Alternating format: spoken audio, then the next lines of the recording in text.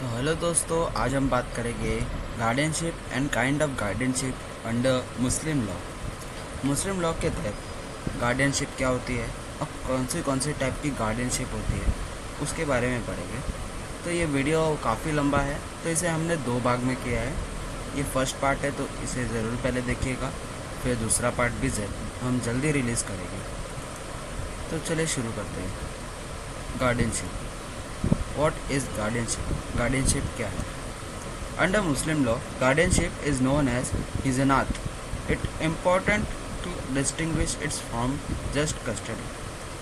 अब ये जो मुस्लिम लॉ है, इसके अंदर गार्डियनशिप को हिजानत बोलते हैं, हिजानत। और ये बहुत इम्पोर्टेंट है कि गार्डियनशिप को कस्टडी से डिफ्रेंशिएट करना। हिजानत refer to overall responsibility for a minor child as well as being throughout their childhood. हिजानत का मतलब क्या होता है? ओवरऑल रिस्पॉन्सिबिलिटी एक बच्चे की, माइनर बच्चे की, साथ साथ उसके पूरे जो बचपन के दिन रहते हैं उनको टेक केयर करने की। तो आइए और इसके डिटेल्स में हम देखते हैं काइंड ऑफ गार्डियनशिप्स। तो पहला होता है guardianship in marriage. A mother और अ father or was supposed to enter into a contract where female has not attained a age of puberty। तो एक शादी के बंधन का जो गार्डियनशिप रहता है, जहाँ पे फादर और मदर रहते हैं, वो एंटर करते हैं बच्चे फीमेल के शादी के लिए, मतलब अपनी बच्ची के लिए कॉन्ट्रैक्ट को एंटर करते हैं, क्योंकि एज ऑफ प्यूबर्टी उसने हिट नहीं की रहती है, तो उतनी मैच्योर्ड नहीं रहती है, इसलिए यहाँ पे गार्डियनशिप की ज़रूरत होती है। फिर guardianship of a person of a minor age who requires undertaking of custody, property and education. अब माइनर एज रहेगी किसी पर्सन की, उसकी गार्डियनशिप लेने के लिए क्या रीज़न्स होते हैं, किस लिए रहते हैं? कस्टडी के लिए, प्रॉपर्टी के लिए, हैंडल करने के लिए, और बच्चे के एजुकेशन के लिए। तो पहले तो हम ये मदर और फादर का कॉन्सेप्ट देखेंगे कि यहाँ पे क्या होता है। Guardianship, custody under mother. तो मदर होती है, वो जननी होती है, तो मदर के पॉइंट ऑफ व्यू से हम गार्डियनशिप का देखेंगे। Both Sunni and Shia law prioritize mother's role in caring of her child, specially in their early age. Sunni law, a divorce or married mother has right to custody, physically care of her child. This right last until a specific age. For boys it is 7 years old and for girls it is for puberty age। अब जो सिया और Sunni law है, उसमें mother का role बहुत important माना जाता है, उसे बहुत ज़्यादा दर्जा दिया जाता है, ऊंचा दर्जा दिया जाता है। तो यहाँ पे औरतें जो रहती है वो बच्चों का देखभाल करती है उनके शुरुआती दिनों में। तो अगर कोई डिवोर्स्ड या मैरिड वुमन है, तो वो मदर जो है उसके पास कस्टडी की राइट्स रहती है, ताकि वो अपने बच्चे की देखभाल कर सके। और इसमें भी स्पेसिफिक एज लिमिट है कब तक कर सकते हैं। तो बॉयज़ के लिए है 7 साल, और गर्ल्स है उनके लिए है जब तक वो प्यूबर्टी की एज तक रीच नहीं करते। After this age custody traditionally defaults to the father, though the mother may retain visitation है। अगर समझ लो डिवोर्स होता है, तो ट्रेडिशनली ये होता है कस्टडी जो रहती है पिता के पास चली जाती है उसके बाद, ये एज ख़त्म होने के बाद, ये लिमिट होने के बाद। और मदर को यहाँ पे विजिटेशन राइट्स रहते हैं, वो भी इधर मेंटेन करने को मिलते हैं, वो रिटेन कर सकती है। If the father is diseased और अनफिट, मतलब मर गए, रह गए या अनफिट हो गए, मेंटली अनकेपेबल हो गए, तो कस्टडी रहेगी वो दादी के पास चली जाती है या किसी फीमेल रिलेटिव्स के पास चली जाती है इन स्पेसिफिक ऑर्डर, जो फादर साइड से।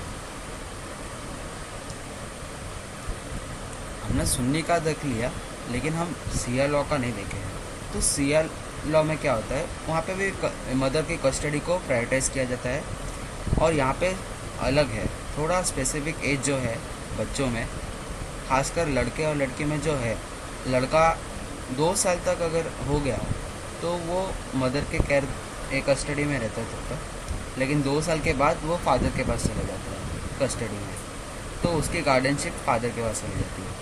सिमिलरली जो लड़की है उसका 7 ईयर एज है, और 7 ईयर के बाद कस्टडी फादर के पास चली जाती है, तब तक मदर के पास रहती है। तो सुन्नी लॉ में जो है कस्टडी जनरली ऑटोमेटिकली जो है वो फादर के पास शिफ्ट नहीं होती, ये जब एज लिमिट क्रॉस हो जाती है तब। यहाँ पे क्या होता है, मदर है ना, वो यहाँ पे कस्टडी को रिटेन कर सकती है बाय गिविंग द जस्टिफिकेशन कि उसे क्यों रिटेन करना है। तो ये एक यहाँ पे डिफरेंस है सिया लॉ और मुस्लिम सुन्नी लॉ में। फिर आगे क्या है, losing custody. Both legal system allow court to remove custody from mother's custody if she engage in immoral conduct, marries someone deemed to infit by Islamic law, neglects the child well-being। अगर custody loose होती है तो क्या reason से यहाँ पे mother के पास से लूज होगी?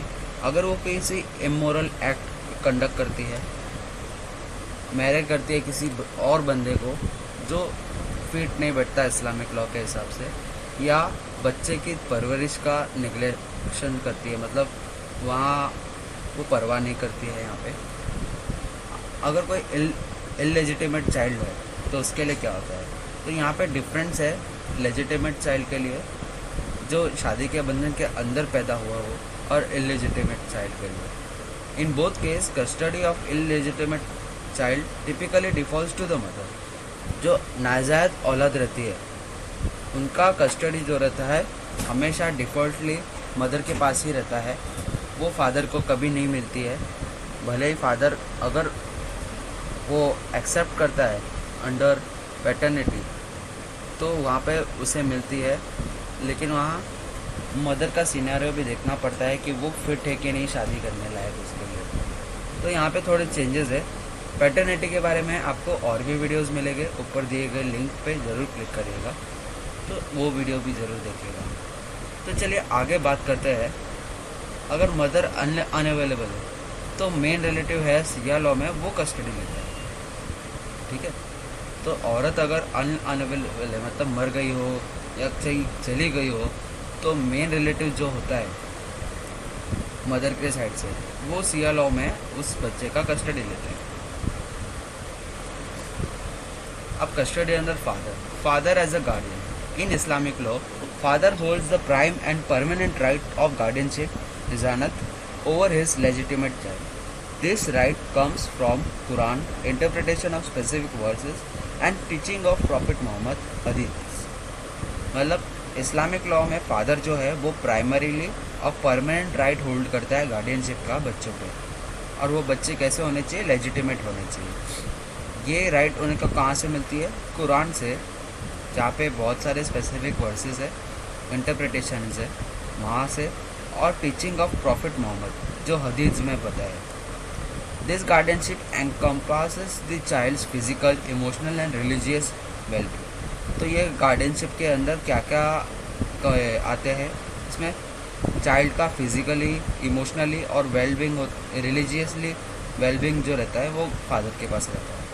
अगर मदर अनअवेलेबल है या फिट नहीं है जैसे कि पहले देखा था, तो कस्टडी जो रहती है बच्चे की वो फादर के पास चली जाती है। अनअवेलेबल मतलब नहीं रहेगी, मर गई रहेगी, ऐसे अगर कोई मौत हो जाती है किसी मदर की, या वो मेंटली कैपेबल नहीं है बच्चों को संभालने के लिए, तो बच्चे का कस्टडी का राइट्स जो रहता है फादर के पास ही आता है। अब आगे देखते हैं order of guardianship after murder के बाद कैसे गार्डियनशिप मिलती है। इन फादर्स एब्सेंट, अगर मतलब बच्चे के बाप का जो अगर एब्सेंट है, डेथ हो गई है या कैपेसिटी नहीं है या अनफिट है, तो राइट जो रहता है स्पेसिफिक ऑर्डर से आता है।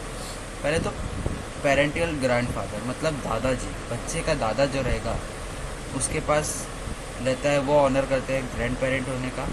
तो यहाँ पे वो स्पेसिफिक चॉइस होता है कि इनको बच्चे को गार्डियनशिप मिलेगा। फादर्स अपॉइंटी, अगर फादर है उसने एक गार्डियन को डेजिग्नेटेड किया है, मतलब अपॉइंट करके रखा है कि मेरे मरने के बाद ये बंदा इस बच्चे की देखभाल करेगा, गार्डियनशिप करेगा, उसके विल के मुताबिक, उसके वसीयत में जो लिखा रहेगा, तो उस बंदे को मिलती है। और बाद में पैटर्नल ब्रदर मतलब फादर का जो सगा भाई रहता है बाय ब्लड, तो वो क्लोज फैमिलियर बॉन्ड होता है। तो वो सूटेबल गार्डियन माना जाता है। तो ये 3 तरीके के ऑर्डर रहते हैं मदर के बाद गार्डियनशिप मिलने के।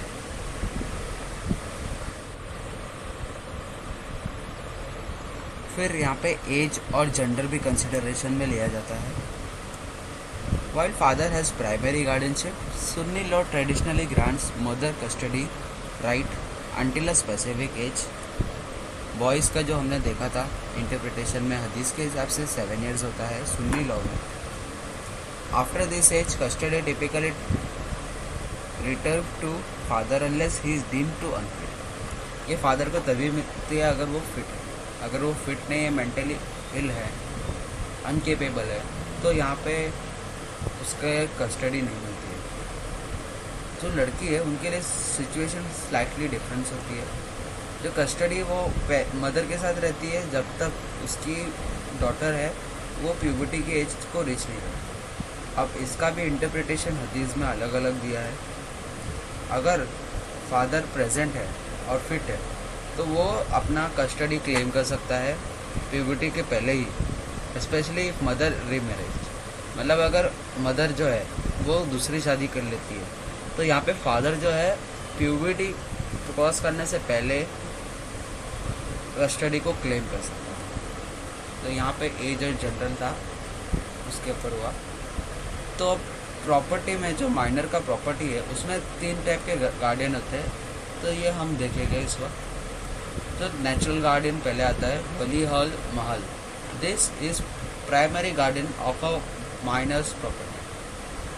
Under most interpretation of Islamic law, the father is a natural guardian of his legitimate child. He has the authority to manage the child's property for their benefit until they reach adulthood. तो यहाँ पे जो primary guardianship रहती है यहाँ पे minor के property का, तो वो फादर के पास रहता है नेचुरली। ठीक है, नेचुरली उनके पास होने के वजह से और वो लेजिटिमेट चाइल्ड के लिए रहता है स्पेशली। तो यहाँ पे जो अथॉरिटी रहती है अपने बच्चे के प्रॉपर्टी को मैनेज करने की, वो उनके पास इसलिए रहती है, तब तक रहेगी जब तक बच्चा अडल्टहुड तक नहीं पहुँचे, वो अपनी प्रॉपर्टी को मैनेज नहीं कर सके तब तक। जब तक अगर वो मैनेज करना सीख जाता है तो ये गार्डियनशिप वो हो जाती है, कैंसिल हो जाती है। This responsibility includes protecting asset, collecting income, making investment that are deemed to prudent and the child's best interest। अब यहाँ पे जो रिस्पॉन्सिबिलिटी रहती है इस नेचुरल गार्डियन की, तो उस गार्डियन को क्या क्या करना पड़ता है? प्रॉपर्टी को, असेट जो है उसे प्रोटेक्ट करना पड़ता है, इनकम कलेक्ट करनी पड़ती है उसके लिए, और वहाँ पे इन्वेस्टमेंट भी बनाने पड़ते हैं ताकि चाइल्ड जो रहता है, बच्चा रहता है, उसका बेस्ट इंटरेस्ट वहाँ पे हो, उसे बहुत फ़ायदा हो इसलिए। अगला आता है डेटिव गार्डियन, वाली मुदत। This concepts come into play when natural guardian father is unavailable. तो यहाँ पे जो नेचुरल गार्डियन रहता है फादर, वो अगर अनअवेलेबल है तो ये कॉन्सेप्ट काम में आती है। Reason for this could be death, incapacitation or being deemed to be unfit to manage the property. तो यहाँ पर फादर जो है या तो मर चुका होगा, या तो भाग गया रहेगा, या तो फिट नहीं रहेगा शादी करने के, प्रॉपर्टी को मैनेज करने के लिए। मेंटली फिट होना बहुत ज़रूरी होता है इसमें। In such case dative guardian is appointed by qualified Islamic जज। द जज consider factor like minors lineage, the potential guardian trustworthiness and financial competence. तो यहाँ पे जो डेटिव गार्डियन रहता है वो अपॉइंटेड रहता है इस्लामिक जज के, मतलब काजी जो रहते हैं, काजी साहब रहते हैं, वो अपॉइंट करते हैं, और वो लोग कंसिडर करते हैं फैक्टर्स, जैसे कि बच्चे का लीनिएज क्या है, उनका मतलब जो डिसेंडेंट है वो कैसा है, और जो जिसको गार्डियन बना रहे वो ट्रस्टवर्दी है, या वो फाइनेंशियली कितना कॉम्पिटेंट है कि वो ऐसा दगाबाजी ना करे बच्चे के प्रॉपर्टी में। The dative guardian has a similar responsibility as natural guardian, managing the minor property for their wellbeing until they reach adulthood. Similar जैसे नेचुरल गार्डियन है, इनकी भी रिस्पॉन्सिबिलिटी ड्यूटीज सेम रहती है। यहाँ पे इन लोग को भी प्रॉपर्टी की देखभाल करनी पड़ती है माइनर के, जब तक वो माइनर अडल्टहुड में ना पहुँचे। फिर गार्डियन विथ रिस्ट्रिक्टेड अथॉरिटी, तो यहाँ पे जो माइनर का एज है, अगर वो सर्टन एज तक पहुँचता है, या तो गार्डियन जो है वो डेमोन्स्ट्रेट करता है कि वो प्रॉपर्टी को मिसमैनेज कर रहा है, तो यहाँ पे एक लिमिट रहती है जहाँ पे उससे वो गार्डियनशिप ले ली जाती है। तो अगर ऐसा विच फाइल स्पेसिफिक, और इसके लिए यहाँ पे अथॉरिटी लिमिटेड रहती है।